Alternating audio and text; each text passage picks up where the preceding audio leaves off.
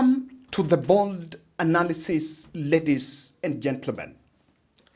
A day after the Kenya Kwanza administration led by President William Ruto pitched tent in Mukuru affordable housing project, posturing and of course announcing how they are handing over 1,080 houses to Mukuru slum dwellers who are benefiting.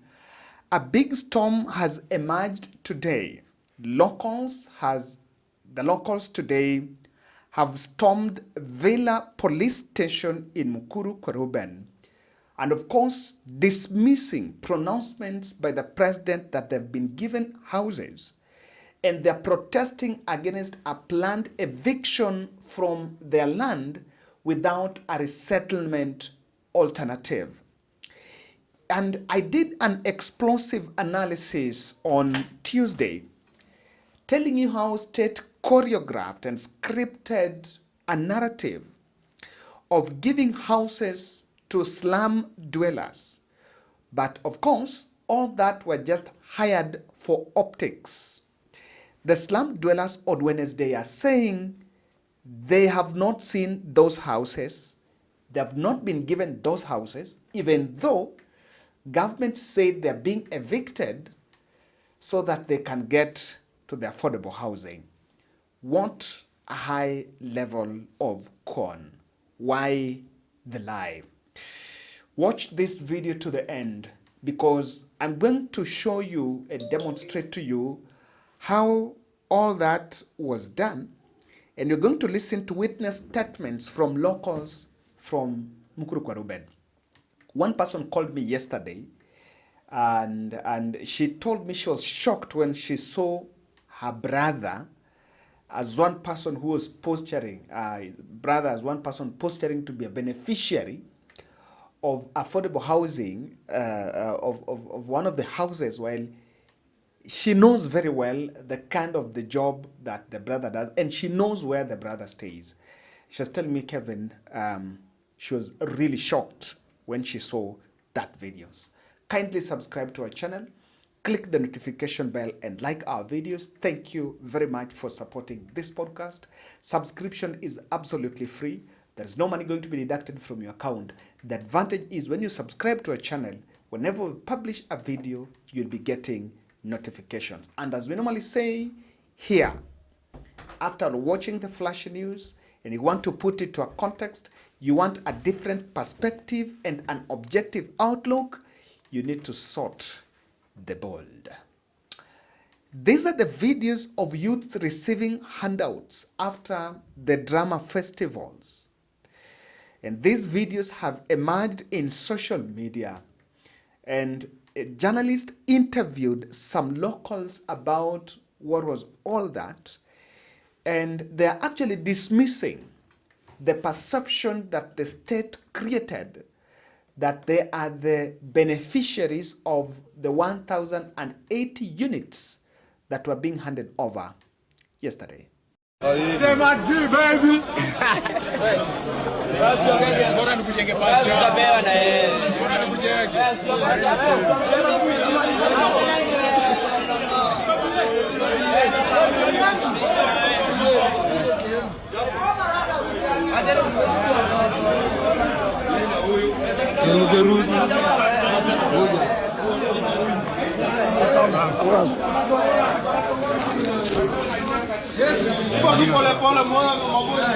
Italian come.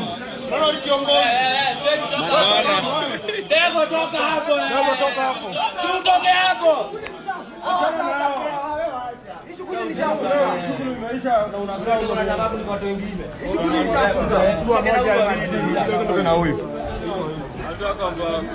Hapo umefunga bado mimi? Kuja hapo nini? Ule kijana kama wewe mwenyewe unaweza buy hiyo PA system yenye usema anataka, kama msaidia apate kazi pale, si ndio? Bana jo. Hiyo tutafanya. Tutafanya after tutapiga shughuli kesho. Iishe. Si unajua pia mdosi amenipea mboka, lakini tunafanya master. Unajua tukimaliza hii shughuli tarehe 7 nikuje ground na nikuje na packet so bana. Ideally nilikuwa sawa. Nilimsoma. Na alikujanga kwa show yangu. Na mzee Ali.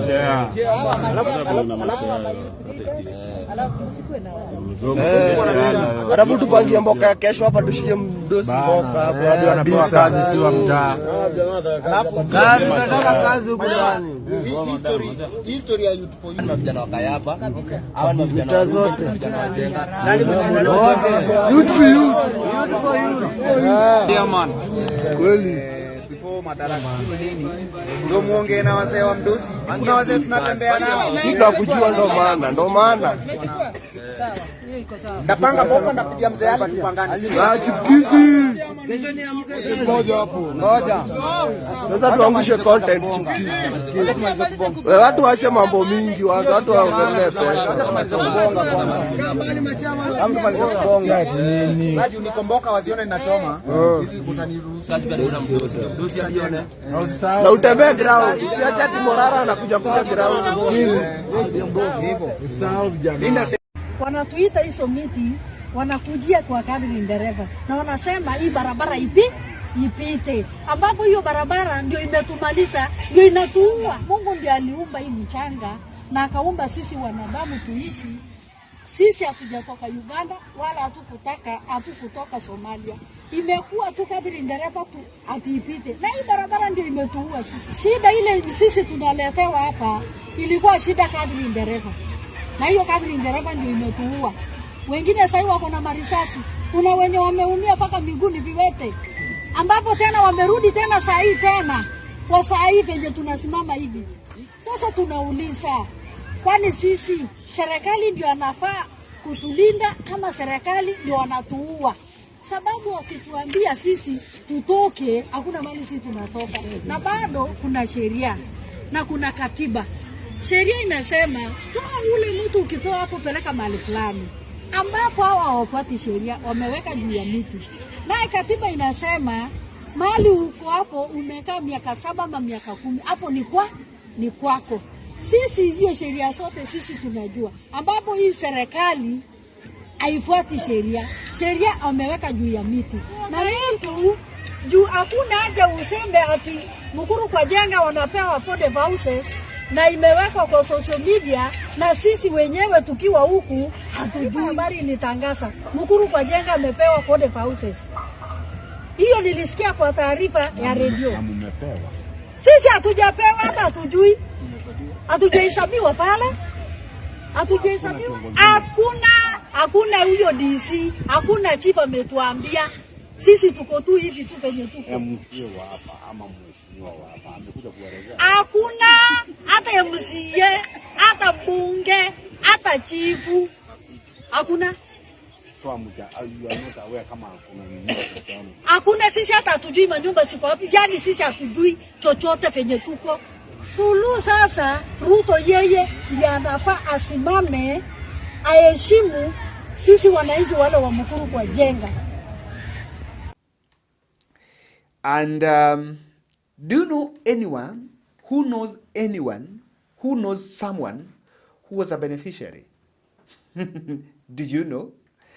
I told you that I demonstrated to you that there was nothing like, and there was a lot of hype created. Look at this gentleman and look at his story. Yes, this one said, yeah, I'm a benefit. Kwa majina naitwa Nancy Wangari Karanja. Nimetoka huko Mukuru Sep pande ya Riara. Nimekuja hapa sababu rais alitujengea nyumba na msukulu pia kwa kutujengea nyumba, ametubadilishia maisha. Huko tulikuwa maisha ya kuteseka, tulikuwa maisha ya maji ni chafu, choo ni ikijaa ni chafu. Sasa huko tumeishi kukunywa dawa sababu ya uchafu.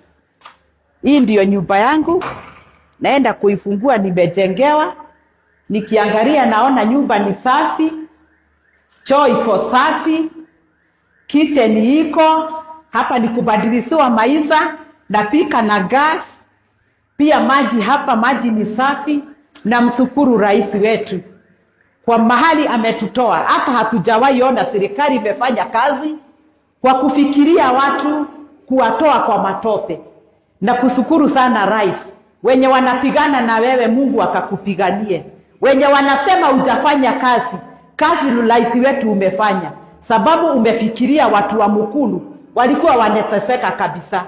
Huko maji mvua ikinyesha, hata tukienda tunaogopa sababu ya kupigwa soku na stima. Mimi kwangu nimefurahia na kushukuru sana rais, na uendelee pia kufanya kazi hivyo. Kenya yetu na tuijenge pamoja, si mtu mmoja aonekane ndio ako na bidii wale wengine wamekaa. Hapana, tuinuke sisi wote, tushikane mikono na tusapoti rais wetu. Tuachane na siasa. Mimi naomba tusikue na siasa mbaya. Ile siasa ikuwe ni ile itatuelekeza kwa kujenga Kenya mzuri. Na Mungu abariki president wetu. Now, when you sample the president's speeches and the messaging around Mukuru project, the state was determined to portray an image of locals owning the project, ownership, by telling them how it is a beneficiary. Now, he even told locals, when you listen to the videos of those locals, they are talking more about how those houses are good and now wanaishi kama wale wenye wanaishi Karen na Kilelesho and all that. Now, that was to show them, and they're saying the way hizo nyumba wanaishi huko, hizo chini, hizo nyumba ni mbaya, so wamepata nyumba mzuri and they will be staying this and that. Now, those statements were all scripted that way to create an image of them owning. In fact, the president even made it clear that where this 1080 wametolewa, where they've come from, he's already going to send a team there so that they start erecting new houses. But behind all that, there was some eviction that was being planned. Now let me tell you, behind all that abracadabra and PR process that was happening in Mukuru, one thing was happening here is the team, the Kenya Kwanza administration, were planning to evict locals. And in my guess, it could be an awful eviction or without a clear plan. And so just to try to tone down and cool and try to explain a bit of it is to see, you know, like they were supposed to be evicted, I'm told today. The eviction is supposed to come after locals were made to believe that they are legitimate owners, that they are benefiting from that project. And today, this is what ensued when they actually stormed a police station in Mukuru in protest, saying there is no way they are going to be ejected from the land.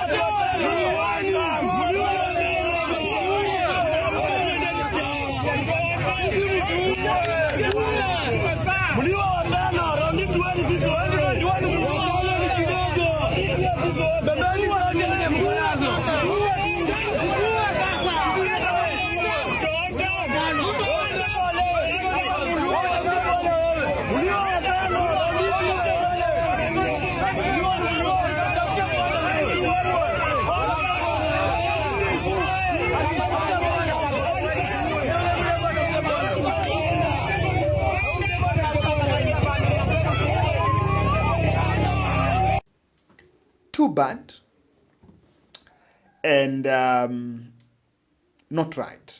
Yes, just to say the least. Too bad and not very right. If I want to demonstrate to you that it is not true that Mukuru dwellers are the ones that benefited, look at this photo. This lady is Milka Mora. You remember the woman who went viral after being chased away by Pastor Nganga? And after that, she signed some deal with the affordable housing team, the CS Alice Wahome, and she was supposed to be given a house under affordable housing. Allegedly, she was paraded as one of the beneficiaries. She's amongst Nairobi residents who have received new affordable homes, and those things are houses. I don't know why they're calling them homes. They're just houses, the units, bedsitter units.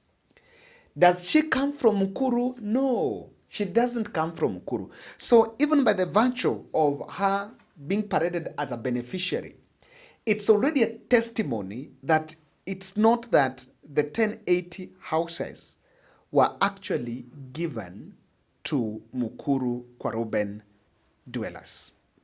This is evidence that the evidence that the president lied about the fact that wale wenye napata ni watu wa hapo. But that was a picture to be created, and people were hired so that they could play the script. Probably now someone will want to ask, at what cost?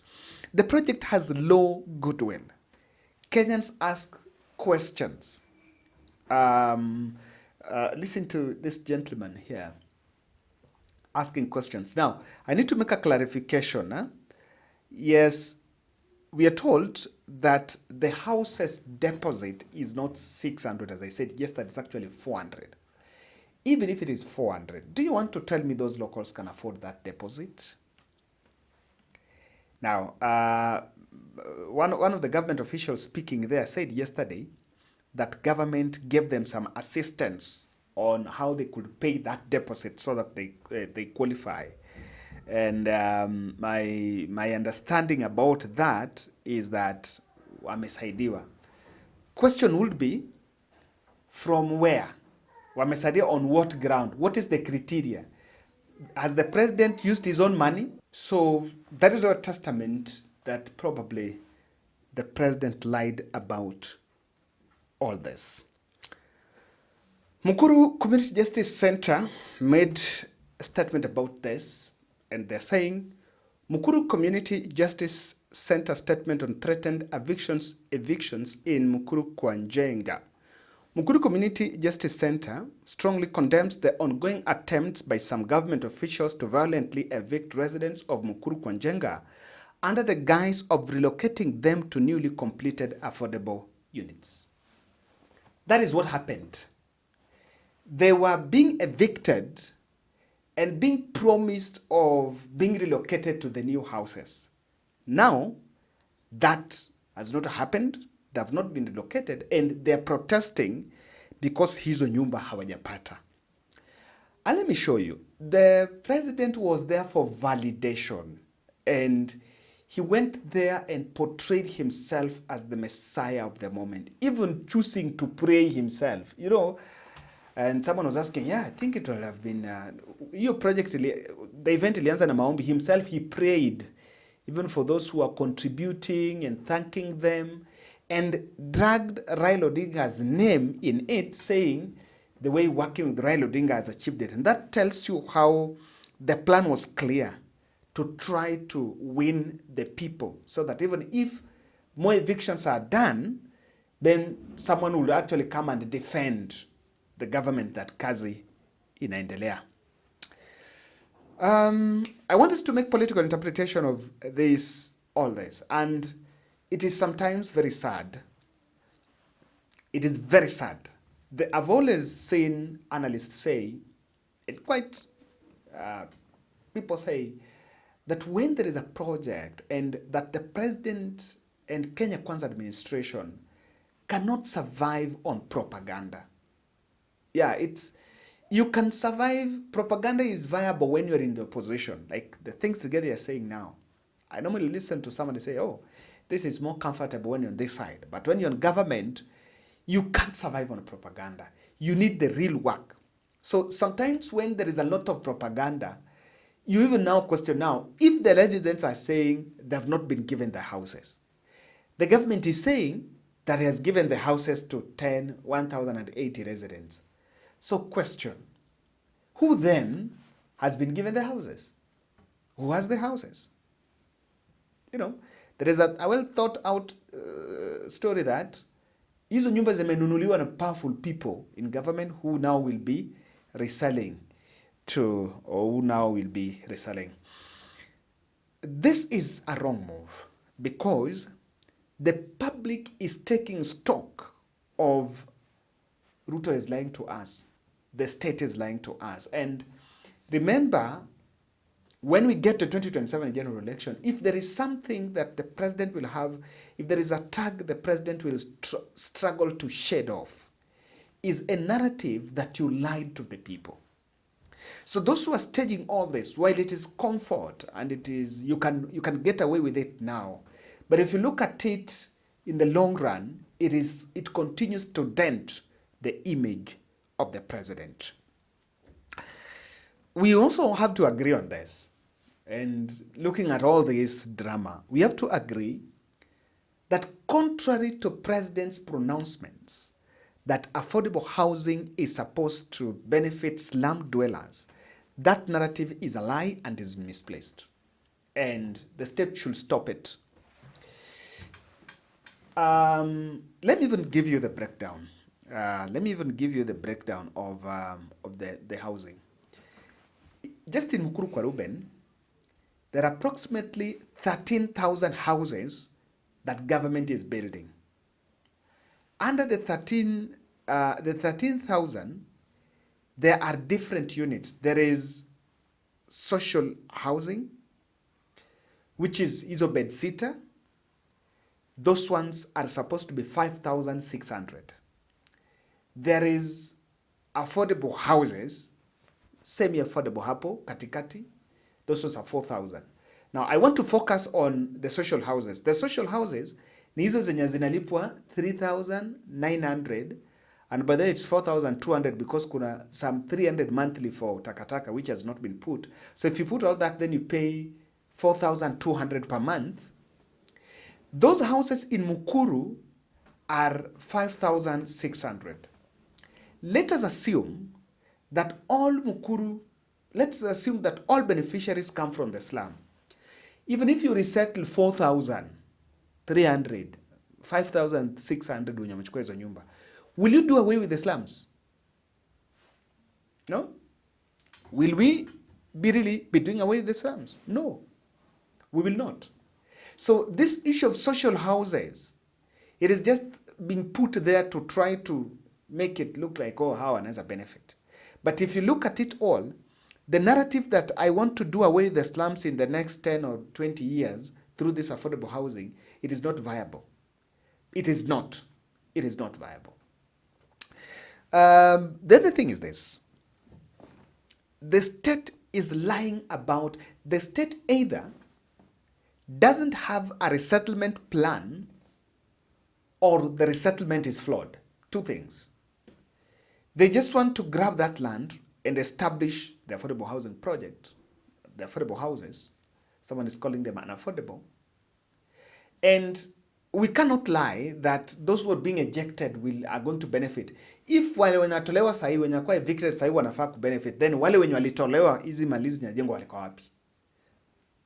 Yeah, because even these ones were evicted. So, and that is what I'm saying. We don't have a resettlement plan. We don't have.